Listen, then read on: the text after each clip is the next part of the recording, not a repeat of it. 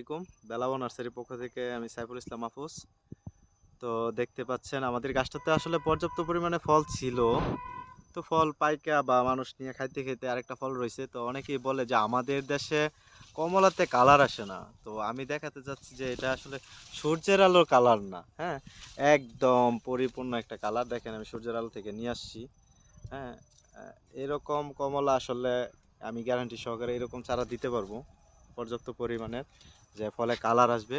ওই যে উপরে আরেকটা আছে ছোট, কালার আসছে। এই কমলাগুলাতে আসলে কালার আসে, হ্যাঁ? খাইতেও মোটামুটি ভালো। তো অনেকে বলে যে একবারে এই এত মিষ্টি, অত মিষ্টি, ওইটা বলতে পারি না ভাই। তো আমার কাছে মোটামুটি ভালো, হ্যাঁ? কারণ আমাদের আবহাওয়া অনুযায়ী কমলা যতটুকু হয় এটা আলহামদুলিল্লাহ। তো সবাই আসলে ভালো থাকবেন, সুস্থ থাকবেন।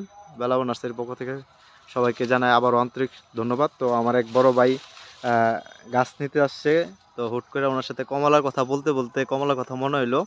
তো উনি এখন কমলাটা আসলে গাছ থেকে পারবো। ভাই পারেন? পারবো। হ্যাঁ, উনি আমার নিয়মিত কাস্টমার। হ্যাঁ, বিসমিল্লাহ। উনি রেগুলার আমাদের এখান থেকে ফল নেয়, সরি গাছ নেয় আর কি রেগুলার। হ্যাঁ, উনি ফলটা পারছে। ভাই কালার দেখে একেবারে আপনার কালার কি কেমন কালার জোশ, লাগলো? কালার অনেক সুন্দর।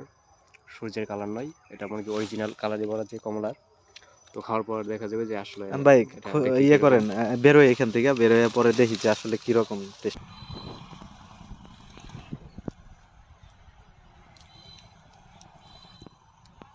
খোসাও তো খুব সুন্দর করে খুলে যাচ্ছে। বেশি ফেঁকে গেছে কেন কি?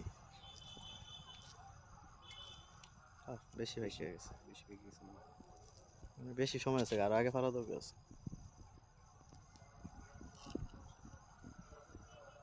খোসা খোসা নাই।